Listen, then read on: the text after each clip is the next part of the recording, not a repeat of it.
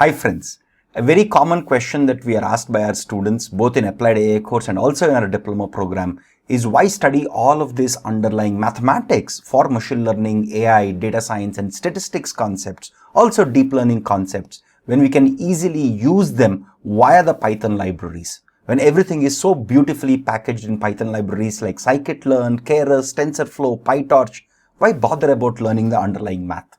It's a very nice question. Again, fundamentally, please understand that learning the underlying mathematics rigorously and thoroughly is equivalent to, it's very much similar to learning how the machine learning algorithm works internally. The mathematics is nothing but the internal constructs on how the algorithm itself works and operates.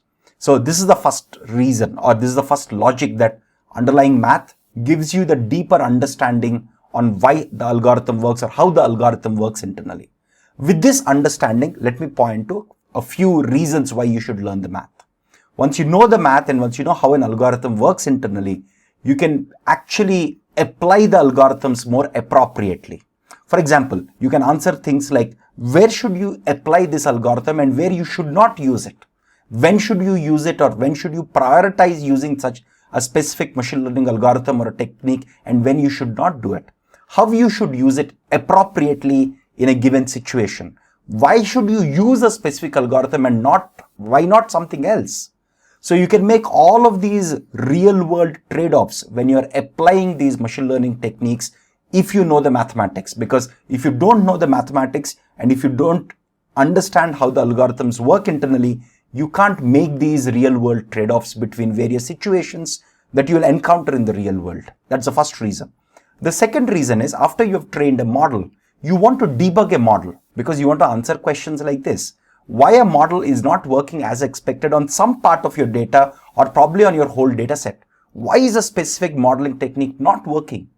To be able to answer this and debug your model, you have to understand the internals of how the algorithm works and the underlying mathematics. Similarly, imagine you're using some library. Let's say you're using scikit-learn to implement a model, right? Or you're using a pre-implemented model in a library.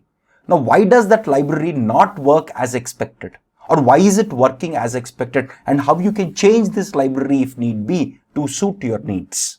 All this is only possible when you have a deep expertise on the underlying mathematics and how the algorithm works internally.